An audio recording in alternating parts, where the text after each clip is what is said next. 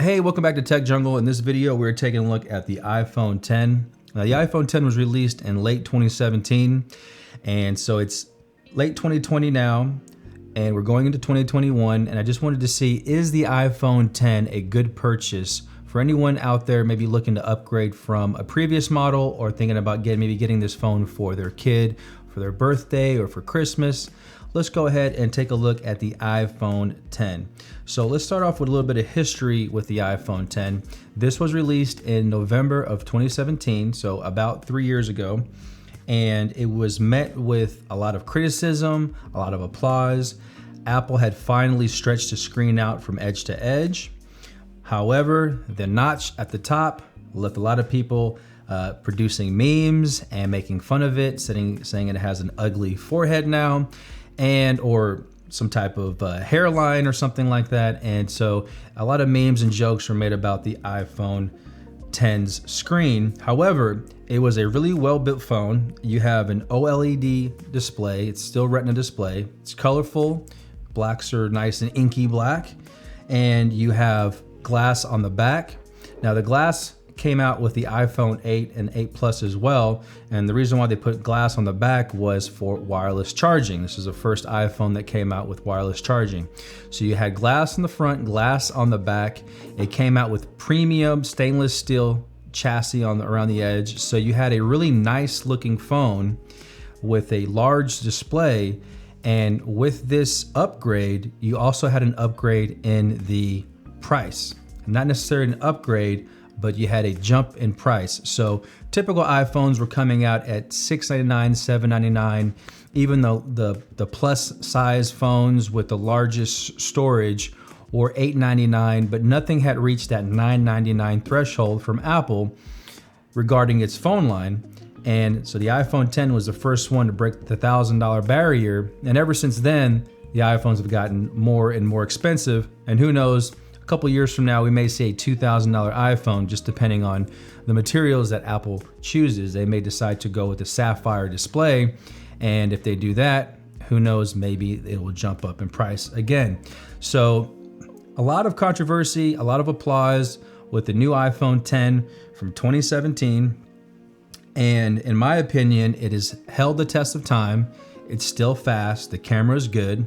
It's a dual 12 megapixel shooter, so you have a telephoto and a wide angle lens, not as wide as the newer iPhone models. So the wide angle lens is a 1.8 aperture and the telephoto lens is like 2.4 aperture. You get a 7 megapixel front facing camera that has Face ID unlock. And now with the pandemic and with COVID, having Face Unlock is not really a luxury, it's more of a chore, as you're standing in your grocery line ready to use Apple Pay and you have to then type in your password, or just unlocking your phone and maybe you're at a train station and now you have to type in your password. So it has become more cumbersome than it has been helpful.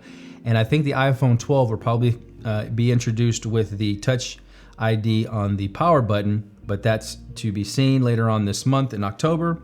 We'll see if that actually occurs. So going back to the iPhone 10, it is a beautiful phone and it still looks beautiful. They really haven't changed the design too much. It has the stainless steel on the side, so it feels premium in the hand. It's still fast, it's still snappy. The camera is really good. The video quality and everything is still really nice. Let's go ahead and take a quick picture of this Rubik's Cube here.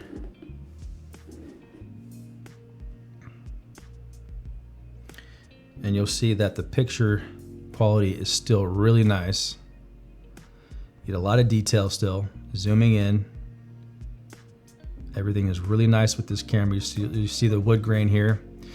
And video is nice as well. You have 60 frames per second at 4K. Now I know there's some phones coming out with 120 frames per second at 4K. So let's go ahead and just take a quick video, just kind of going around this cube here. And as you can see, the video quality is still really nice with this phone. So camera-wise, I still think the iPhone 10 is one of the best cameras out. Speed-wise, performance-wise, it's still really snappy and fast. Playing games, if you're getting an iPhone 10 maybe for your kid, Playing games, everything is still buttery smooth and fast, so you can sit here and play games and everything loads pretty quickly. Not as quickly as the newer phones, however, you would be getting a bigger discount. We'll talk about that in a little bit. You're getting a bigger discount when getting the iPhone 10. And so, to me, everything is snappy, everything is quick. You have the newest version of iOS 14, and I believe you'll probably get iOS 15, 16, 17, maybe iOS 18 as well with the iPhone 10. So you are still future-proof with the iPhone 10 in my opinion. Watching content on this phone is nice because you do have this large display. The notch does kind of melt away. That was kind of the big issue, was is this notch going to be an eyesore? In my opinion, after using the phone for over a year and having the iPhone XS Max too, it doesn't really get in the way. It's not an issue.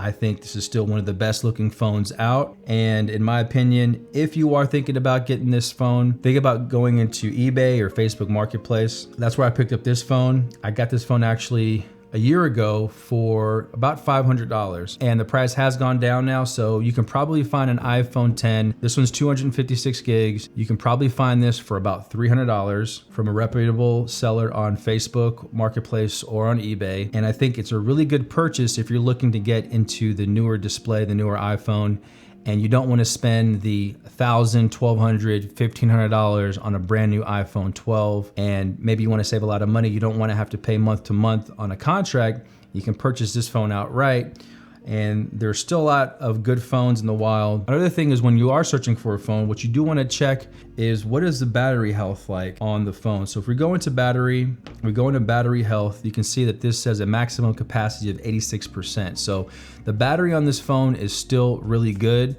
I would say anything below 75%, I would probably be a little bit wary of, because eventually it's going to dip down into 60, 50, and you're going to spend a lot more time charging the phone.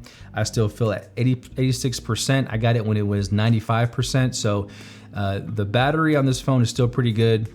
I would suggest, if you are looking at a phone in the $300 price range, if the maximum capacity is around 80%, I would go for it. Anything below 75%, I would probably look at another phone out there. You'll probably find a lot more phones in the 80% range, 85% range that are still out there with good, healthy batteries. So that is a tip. If you are searching for an iPhone 10, look for a healthy battery. That way you can save yourself some time when you're charging and recharging the phone. So again, performance-wise, still fast. Camera, still good. iOS, still getting updates. You're gonna have a really nice phone here, and you still looks premium and at a really low cost of probably around $350, $300. You may even find some out there for $250 if you're really searching well.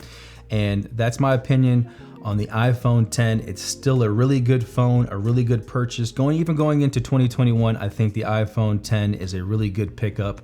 So if you haven't made that leap, or you're thinking about getting one for your kid, I would say go ahead and pick one up. You won't be disappointed, and this phone will probably still last you a couple more years, 3, 4, 5 more years, and you're still gonna enjoy it. So this is Tech Jungle. I hope you enjoyed the video. If you have any comments, please leave them below. I hope y'all have a good one, and I'll see you in the next one. Y'all take care.